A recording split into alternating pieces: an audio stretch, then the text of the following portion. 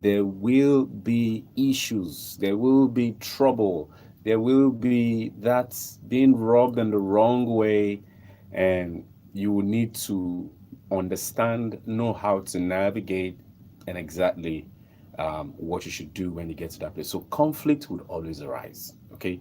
But as it is, when problem solving everyday issue becomes a tug of war over who is right or who is wrong, then settling right or who is wrong, then settling even the smallest of discussions becomes a serious battle.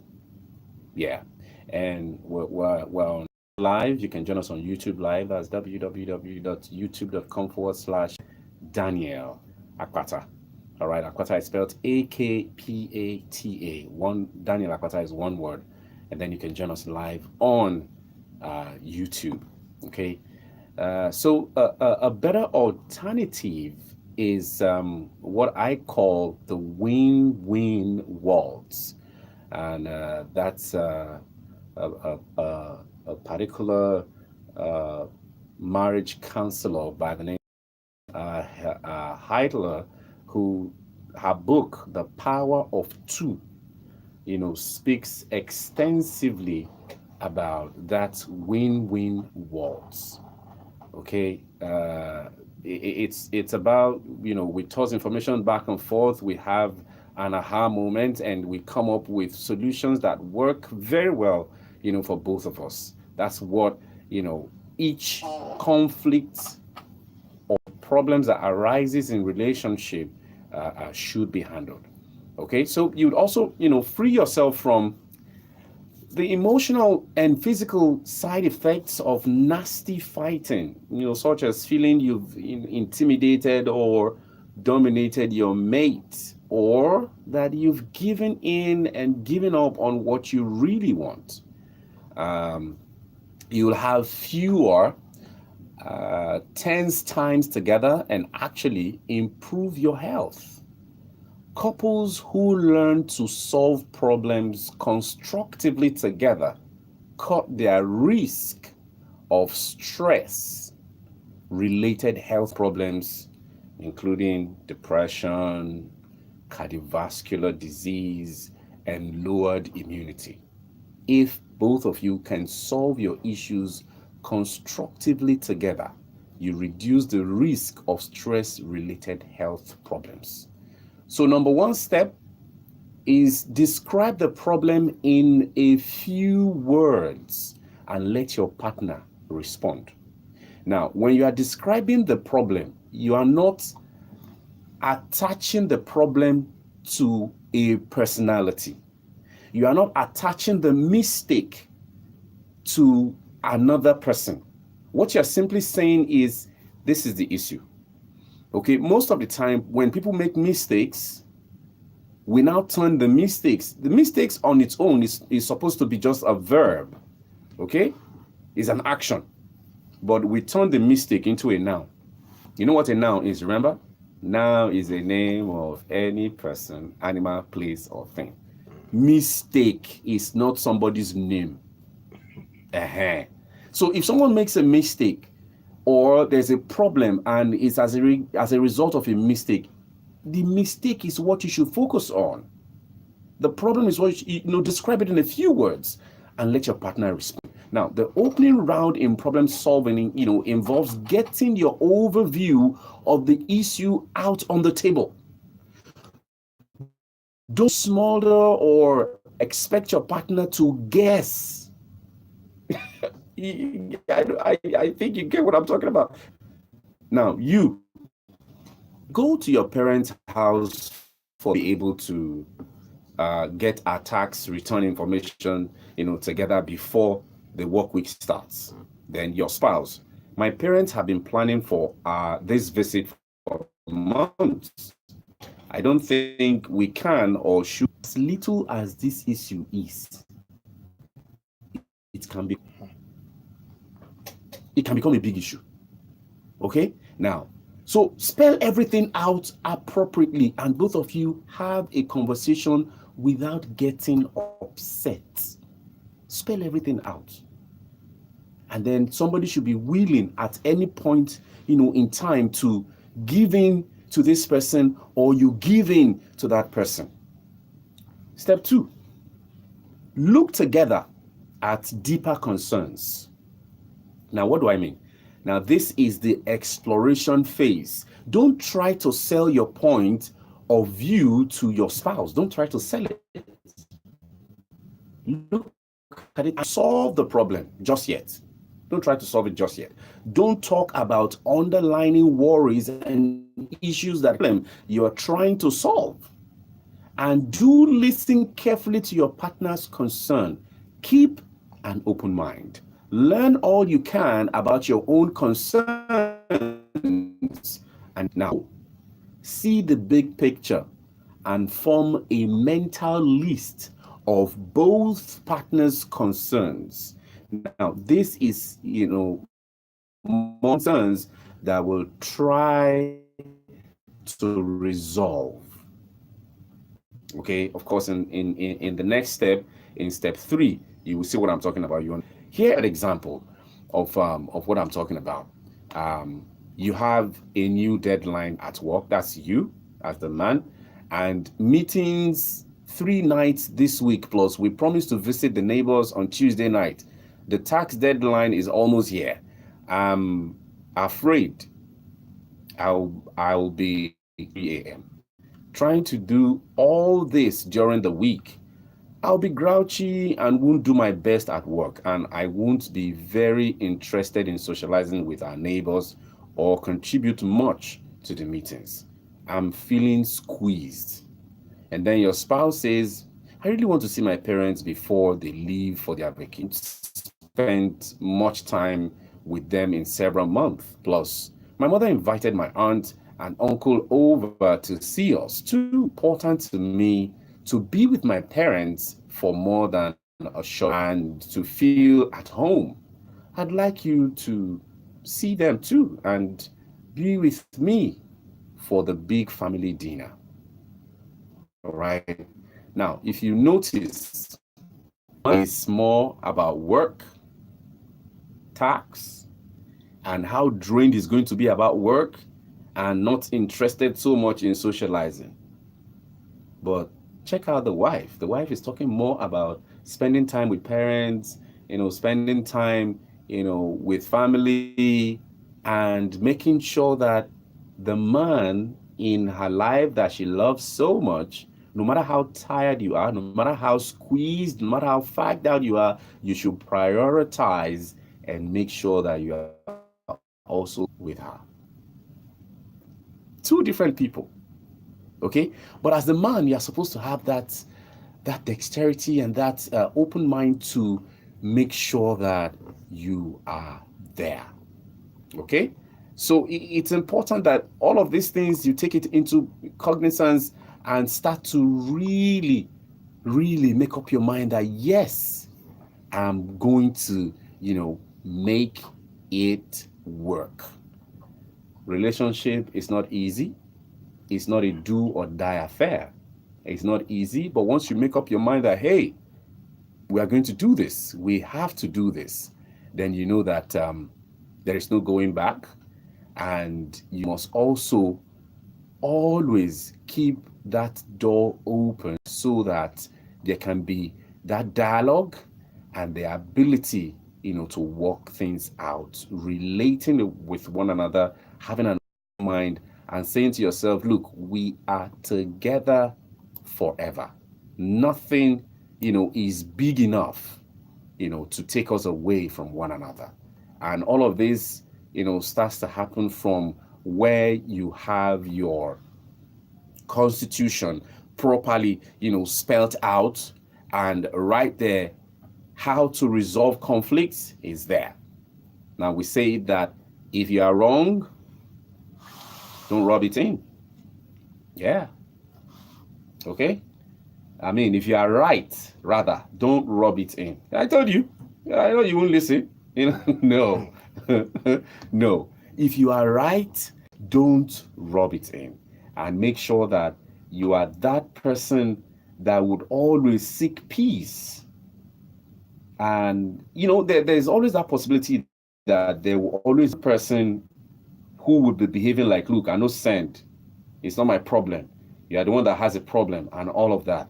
But as time goes on, as you begin to work on yourself to become a better you, then definitely you should begin to also imbibe these things.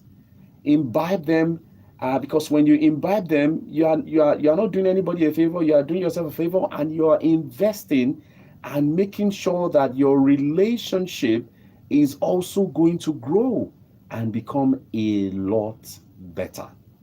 Okay, so it's important that these things are put into proper perspective so that your marriage or your relationship will not, hit the rocks. It's very possible that it can hit the rocks if you don't take into cognizance these rules of making sure that there is that conflict resolution and it's properly, handled. And again, we say that forgiveness is a pivotal aspect of any sane relationship. Forgiveness is a pivotal aspect of any sane relationship. So it's important that if you are in a relationship, you must have inculcated forgiveness somewhere to say that, look, no matter what is happening, no matter what we do to ourselves, no matter the mistake we make, we should be willing to forgive one another when the other person truly shows remorse and is ready, to seek forgiveness and has, a broken spirit and a contrite heart. Yeah. So if the person says, look, I'm sorry, that should end it. Yeah. And the person says, look, forgive me, it should end it. You should not drag things. My wife and I, we practice advanced forgiveness, meaning the one she has not done, she's forgiven. The one I have not done is forgiven. And I always say it, quickly that, look, that is not a yardstick. It's not, that does not give you, liberty to go and commit. No. But we're saying that there is no mistake. There is in our marriage that is bigger than our marriage, that is bigger than us being together. It's a conscious effort. It's a conscious effort. It's a deliberate thing. So how deliberate, how intentional are you in your marriage, in your relationship? How intentional are you? Do you even know these things that you're supposed to know? Do you know? So these things are important, and if you start to imbibe them, you will see that difference that you seek in your relationship will begin to, show up. And yes, before we, take a short breather, as someone who is in a relationship, we are kept together. All right. The destinies of men are linked, and you never can tell when you are in the right closeness, when you are in talking about either your wife or your husband or that person you are in a relationship with, things begin to happen in a way, you don't stress, you don't struggle about certain things, before things just get solved. Okay, so it is better for a situation to be resolved than for the relationship to be dissolved. Maturity is the ability to disagree and yet hold hands. I say it again. It is better for the situation to be resolved than for the relationship, the marriage, to be dissolved. Maturity is the ability to disagree and yet you can still hold hands. Now, so if indeed our relationships are a product of, corporate destiny, like we're connected, then we must not allow offenses to break it. We mustn't. Okay, so I said it earlier, if you are right, even though offenses will come, refuse to be offended. Injustice is only as powerful as your memory of it. If you can't remember, so what then is injustice? So if you keep remembering what this person has done to you, how this person has hurt you, and you keep thinking about it, that is what will keep growing around you. So learn to, whenever you have talked about a certain thing, forget about it. Stop talking about it. It's gone. Because injustice is only as powerful as your memory of it. And then never be bitter. Betrayal is not as worse as bitterness. Why? Betrayal destroys your past, but bitterness will destroy your future. That's why in my friend's book, The Pain Doctor, Pain is a Gift, he said it that pain is inevitable. If you are in love, if you are going to get married, yes, it is sweet. But hey, you can also get hurt. Oh yeah. Oh yeah. Yes. You will get hurt. But pain is inevitable, but suffering is optional. Now, when you are bitter, you keep suffering from your pain. And that's how you see that, okay, someone, who used to be married before, left the husband at the end of the day remarried and now has a beautiful home, has children. And then this woman, because of bitterness for over 25 years, she's still suffering from that pain. That's what bitterness does. It's crazy. Really crazy. Okay, so never be bitter. Don't be bitter. Let go of bitterness and resentment. Let it go, because it will destroy you. It's toxic. And we've been saying it that acid, toxic, is more dangerous in the container that it is stored than in the container that it is poured. Yeah. So don't allow bitterness and resentment. It will kill you. Before you know, you just see that you went to the hospital and they say you have cancer. And where did it come from? It's you. It's bitterness. Go and check.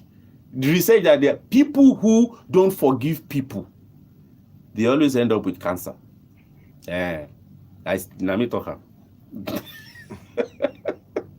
So go and check it. So who are you holding in your heart? You need to let it go. You need to let it go. Please, you need to let it go. All right? And then I said it before, I'll reiterate it. Forgive. Forgiveness makes the future possible.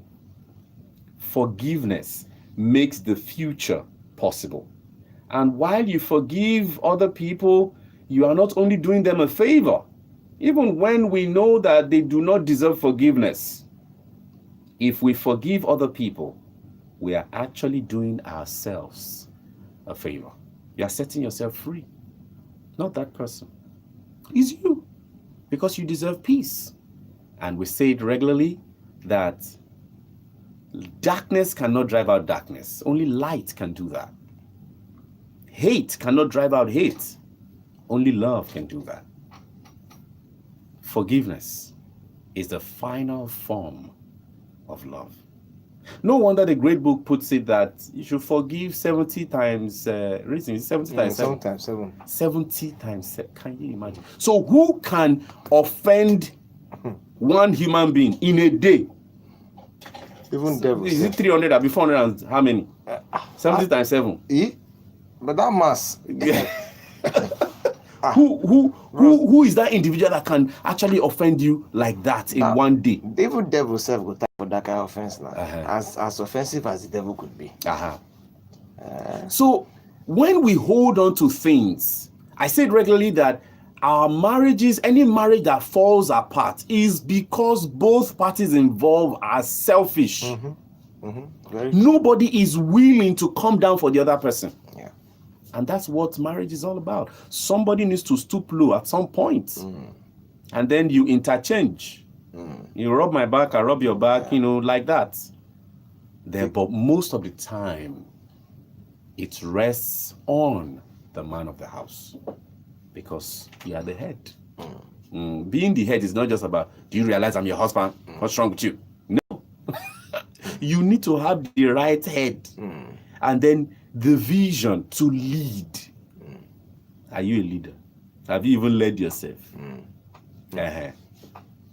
And then, you know, when things happen like this, men complain that the woman is not submissive. It's not submissive. When I now ask them, say, sir, sorry, excuse me, sir.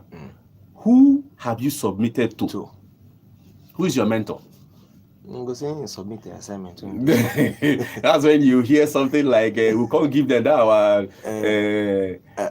what's it called? Interlude. Then they'll be looking at you like, whether a dog will swallow a bowl or fowl where don't lay cook. So if you have not submitted to someone, you are not being mentored by anyone, nobody can call you to order. No woman can submit to you now. So he's in disorder already. So these are the things we need to really take seriously, and when we take them seriously, definitely things will pan out and work out well in your marriage. Marriage is an empty box. It's what you put in it, what both of you put in it. That's what you get. That's true. And remember, we say garbage in, garbage stays. It's not garbage out. Garbage will stay and build 4-bedroom bungalow, all room and suits. Factory fitted. Oh my God! Well furnished. Garbage. If it's anger, you garbage. Oh my anger God! build. Oh my God! Resentments mature. Oh my God! If it's peace, if it's love fills the hair. Red velvet everywhere. Malay. Oh, that red velvet when you talk so hard. Red velvet cake, I know, bros. I'm salivating. Malay. Don't worry. Very soon. See, my birthday is around the corner. Malabrash. Oh my God, I can't wait. I can't wait. I just can't wait. I don't want to really shout too much. Don't shout. I know. Don't loud it. I am going to start taking punch from when the time gets to that time, so I can devour and then go and look for Agbo. I know I have Ruzu. Ladies and gentlemen, we'll meet at the other side. Yeah. We'll go for this break and we'll come back. It'll be time for us to open up the phone line so we can have a conversation, sharing, learning, and growing. Resolve that conflict, please, right now. Give that person a call right now and let it go. You don't need that toxic. You don't need it. Let it go. I say so. Yeah. Call now. Thank you.